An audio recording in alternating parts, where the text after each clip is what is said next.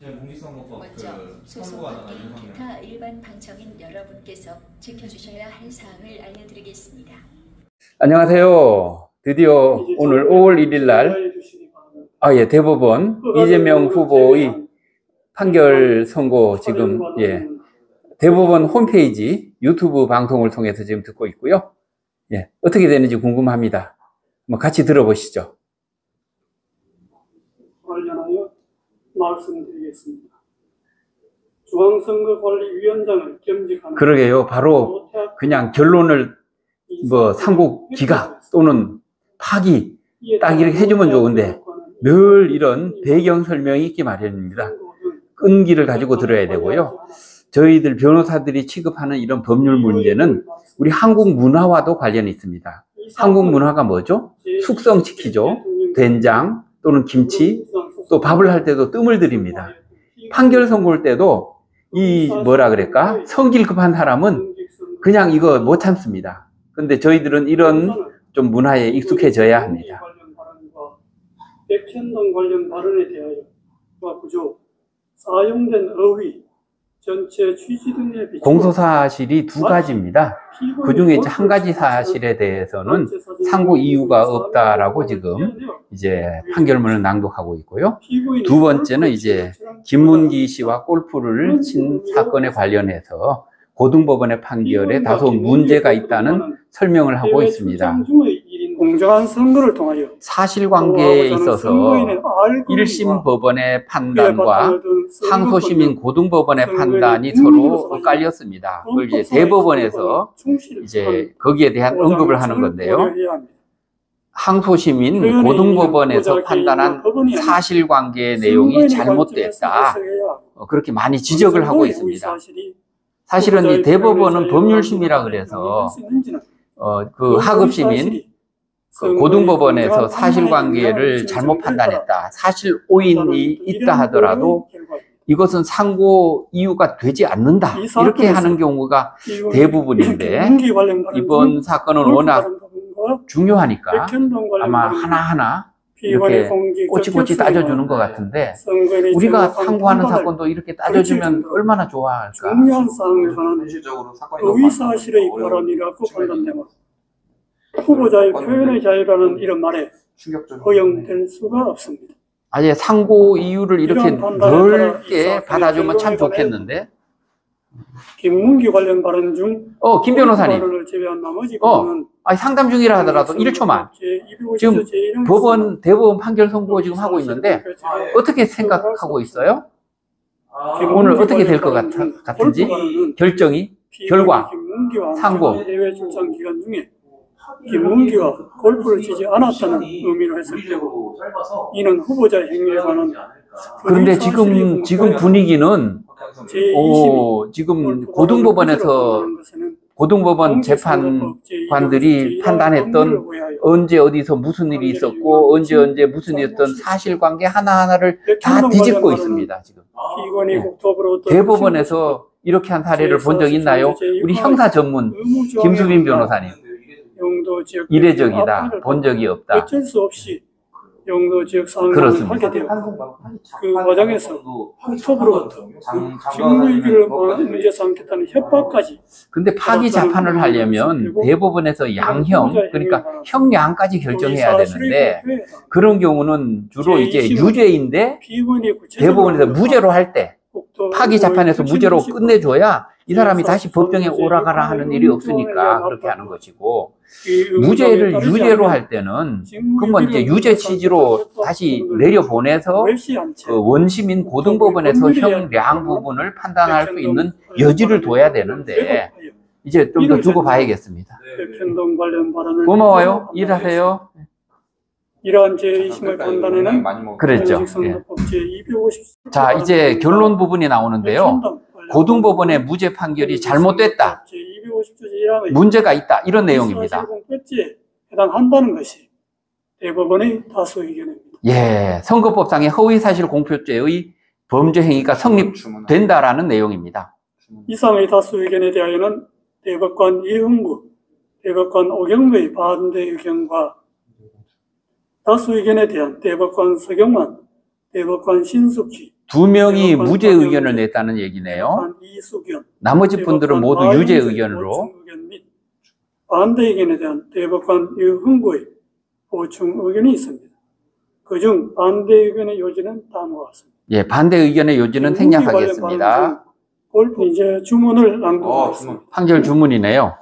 다수 의견에 따라 다음과 같이 판결합니다. 원심 판결을 파기한다.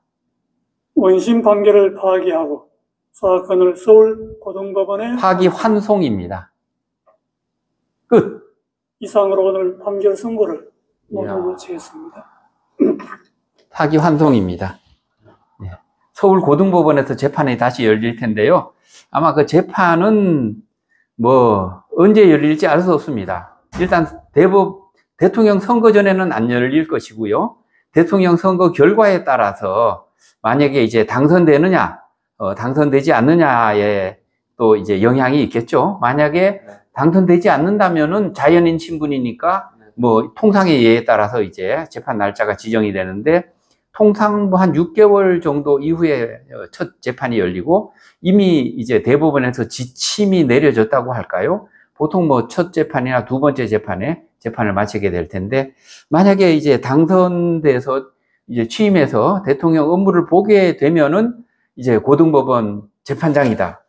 그러면 소환해서 출석해서 재판 받으십시오 하겠습니까? 어떻게 하겠습니까? 헌법 또 제85조 이야기가 또 나올 것 같은데. 그렇죠. 대통령은 재직 중에 뭐 내란의 죄 등 그 무거운 죄를 제외한 이와 같은 공직선거법 위반 사건의 경우는 소추되지 아니한다. 그러니까 기소되지 아니한다라는 것인데 이것을 넓게 해석하면 재판받지 아니한다라고까지 좀 넓게 해석할 수도 있고요.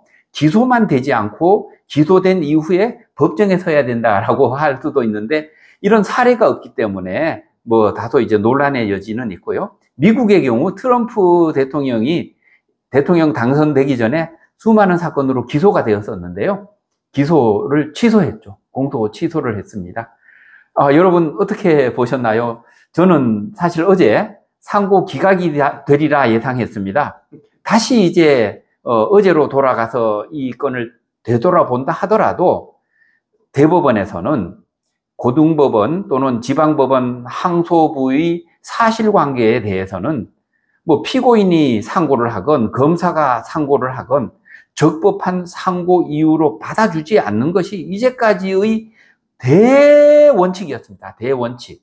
그래서 고등법원 판결이 잘못됐지만 이 고등법원 판결이 잘못되어서 이를 상고한다. 상고 이유에 기재한 이와 같은 상고 사유는 적법한 상고 사유가 되지 아니한다. 라는 것이 이제까지의 그런 거의 확립된 그냥 교과서나 다름없는 그런 대법원의 기준이었습니다만은 국민적 관심사를 많이 이렇게 받고 있는 이 사건에 있어서는 대법원에서 법원의 판결, 그러니까 1심에서의 판결과 2심에서의 판결이 완전히 다르거든요.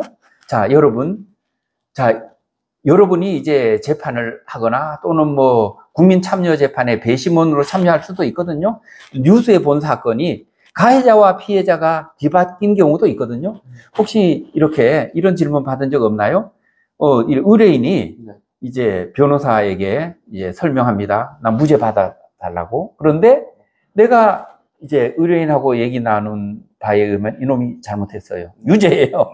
그러면 무죄 변론을 계속 할 것인지 어떻게 할 것인지 묻거든요. 어떻게 합니까? 그럴 때는? 저 같으면 통상적으로 뭐 무죄 받을 확률이 몇 프로 되냐 이렇게 물어봤을 때 사실 퍼센테이지로 이제 말씀하시기 곤란하고 뭐 무죄 받을 가능성이 굉장히 낮다. 그럼에도 불구하고 선생님이 원하시는 방향으로 이제 변론을 진행하되 변론에 대한 책임은 당연히 선생님께 지시는 거다. 자기가 지는 거다. 라고 저는 사실대로 좀 말씀드립니다. 그러면 조금 더 냉정하게 네.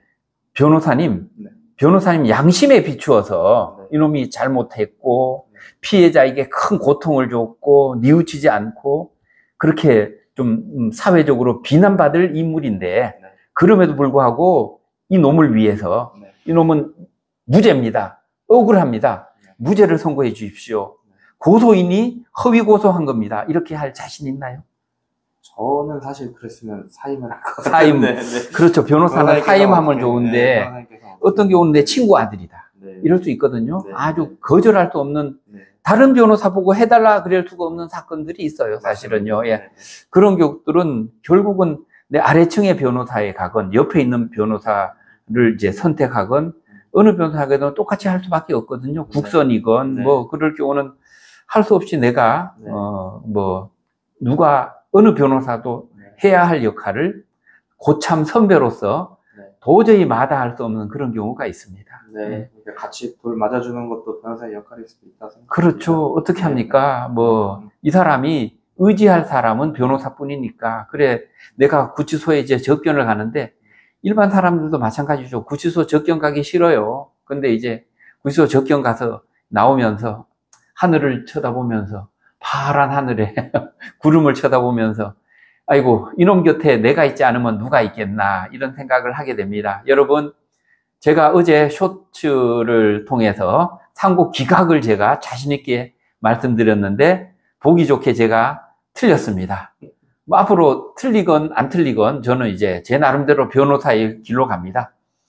사실은 이렇습니다. 뭐라 그럴까? 하늘은 스스로 돕는 자를 돕는다.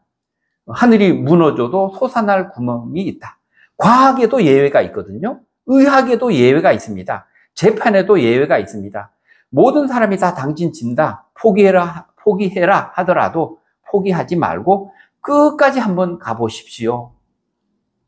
절실함이 판사님 마음을 움직이고 다른 모든 사람이 예상하는 결과와 다른 나에게 최선의 결과를 가져올 수도 있습니다. 저희들은 법률사무소 강물입니다. 강물입니다. 감사합니다. 감사합니다.